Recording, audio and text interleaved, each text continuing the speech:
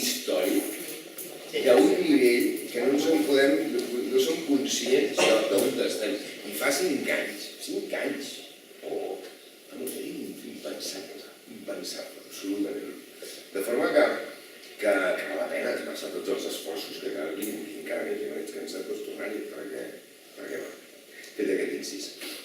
El supòsit de la comunitat de béns. A l'època de Pla i Barretxe ho vaig sentir molt. Es negava perquè es deia es que somos vecinos y como somos vecinos tenemos que decidir entre todos. Lo que es de todos hay que decidirlo entre todos. I clar, la gent estava així, és veritat, clar, volem decidir entre tots. Audiència, l'altra part, que es pronunciï l'altra part. Això és una premissa fàctica que és falsa. Això és per la propietat horitzontal, que és un tipus de comunitat, com es diuen, a sobre dels altres. El del tercer no pot marxar perquè està a sobre del segon. I el del quart obliga. És fàcil d'entendre. Aquí no vivim uns a sobre dels altres. Malgrat teníem tentacions de dir que sí, que tal, una mica de conya, però com que és un llibre sèrio. Ho vam arribar que ho vam treure, que no hi ha ningú a sobre de l'altre, i que realment que vivim de costat.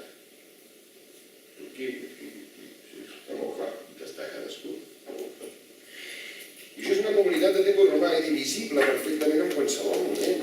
En qualsevol moment. I el president l'altre dia del govern tornava a tirar per aquí, tornava a tirar per aquí. No, esto es una comunidad indisoluble.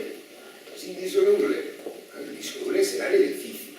Serà la realitat fàctica i estructural que no hi ha tutia d'endur-te al pis tercer entre el segon i el quart. Això sí que és indisoluble. Això no té d'allò. Què vol dir que és indisoluble? És matèria, són els àtoms, o sigui, hasta els àtoms es divideixen, les fusions nuclears, això és que sapigueu aquestes coses. I si hasta això es divideixen, ho vull dir. Partint d'aquesta base, la divisió és inherent a la pròpia existència de la comunitat. La comunitat se la van inventar els romans, la comunitat romana.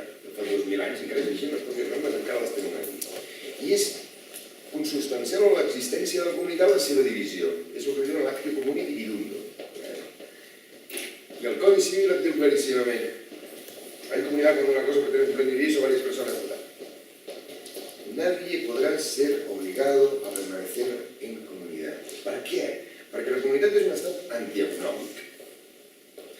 Comporta dificultat de reivindicar, de reclamar, de gestionar ordinàriament, extraordinàriament, dels fruits, com es reparteixen, i els romans ho tenien clar.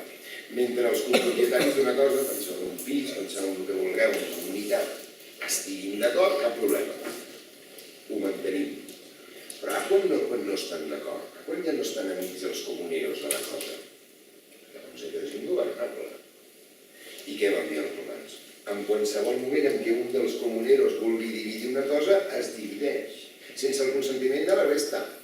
No se li pregunta a la resta, escolta, vostè vol dividir o no vol dividir? No, només cal que un digui, jo vull dividir això i dividir aquí fora, i aquí s'ha acabat. I aquest, per mi, és l'exemple del supòsit que ens ocupa.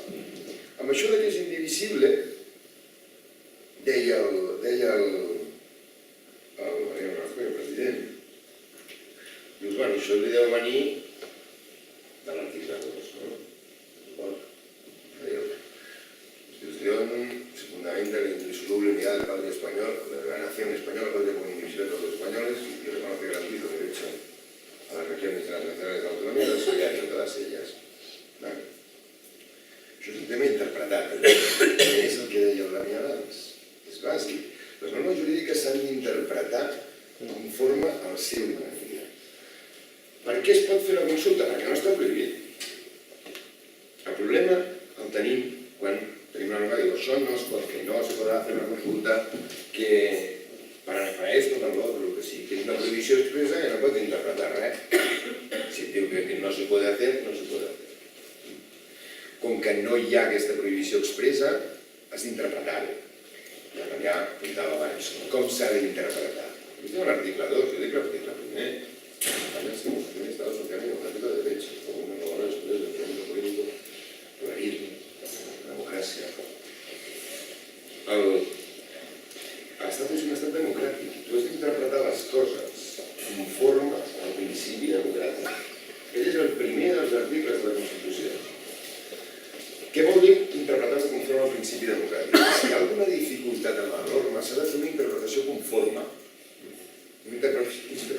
favorable a allò. I és un dret fonamental, és un dret que el decidir és decidir el que ens fa persones. És el dret característic humà, el diferenciar dels animals. I justament els diferents drets fonamentals de participació política són drets fonamentals que hem d'interpretar la norma, s'ha de forçar la norma al màxim per interpretar-la perquè allò pugui ser possible. Que finalment no segueixen les dificultats, dius, el 10-2 que apuntava la Damià. Com s'interpreta la Constitució? T'ho diu ella mateixa. Integrant a mi mateixa com m'heu d'interpretar, mireu els tractats internacionals ratificats per Espanya. Si jo mateixa no dono la resposta, aneu més amunt i me'ls faig meus. I quan vas al dret internacional, encara més motiu és quan tens claríssim, perquè és que és claríssim, que prima el principi democràtic i, en concret, el dret a l'autodeterminació. Que no s'ha de tenir por, no, que no ho neguem. Nosaltres, estic parlant de poble català, hem construït aquest principi del dret de decidir. Però no ens enganyem. Decidir és autodeterminar-se. Autodeterminar-se és que poden ser sinònims. S'ha construït per salvar inclús alguna dificultat que podria tenir el dret d'autodeterminació quan la norma el van no tant categoritzar, però el van desenvolupar en ocasió del colonialisme. I en ocasió del colonialisme van donar uns requisits que s'havien de donar pels territoris colonials i tal. I algú va anar a buscar aquest exemple i va dir no es compleixen els requisits. Jo no estic parlant del colonialisme. Que m'ho fan. Existeix perquè ho diu el dret internacional i el Parlament de Catalunya l'ha fet seu i l'hem invocat. Aquesta última sentència del Tribunal Constitucional el 25 de març que tomba aquest principi de solidaritat. Jo em quedo així. Però si això ho tenim. Però si això ja no n'hi ha nou. Ja ens hi hem dit amb infinitat de vegades mai s'ha impugnat. Són vigents, però és que jo encara dic més. I què, si es declaren? Què vol dir que nosaltres no hem dit això?